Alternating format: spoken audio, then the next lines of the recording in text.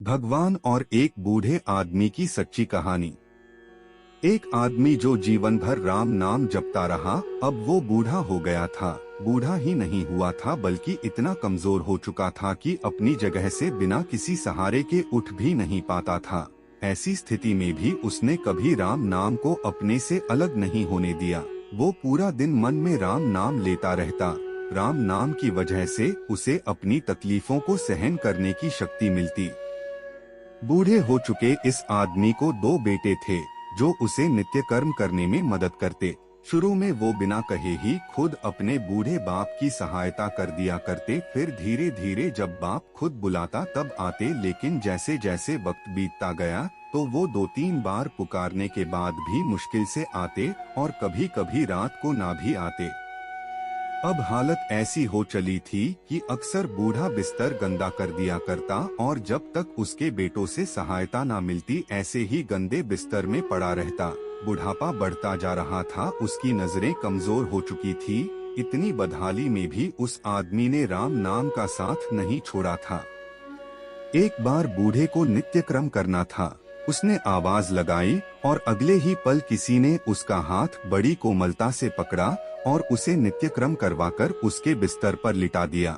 यह अब रोजाना होने लगा। जब भी बूढ़ा आवाज देता अगले ही पल उसकी मदद करने के लिए कोई आता और उसे उसके सारे काम कराकर वहां से चला जाता। नजर कमजोर हो चुकी थी देखकर बूढ़ा उसे पहचान नहीं पाता था, लेकिन बूढ़ा जानता था कि यह उसके बेटे नहीं हो सकते और वह स्पर्श भी उनके बेटों का नहीं था। एक दिन जब बूढ़े आदमी ने अपने नित्य क्रिया करने के लिए अपने बेटों से मदद मांगी तब अगले ही पल उसे फिर से वही मुलायम वाला स्पर्श महसूस हुआ। सारा काम खत्म करने के बाद बूढ़े आदमी ने उस व्यक्ति का हाथ पकड़ लिया और उससे पूछा, सच सच बताओ आखिर तुम हो कौन? तुम मेरे बेटे तो नहीं हो सकते।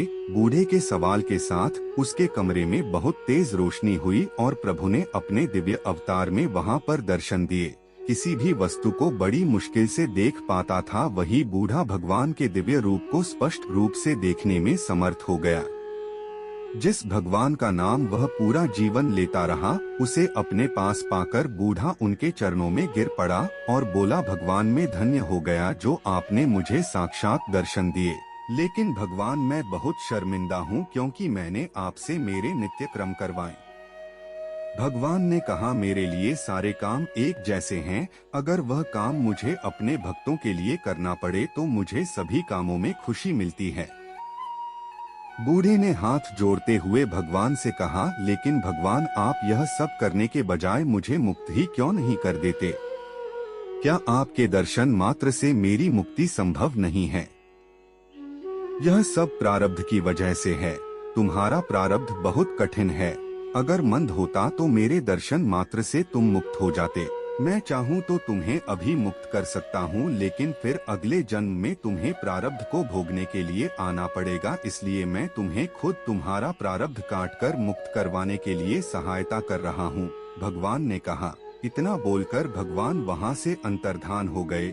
कुछ महीने और काफी तकलीफ भोगने के बाद आखिरकार उस बूढ़े आदमी को मुक्ति मिली।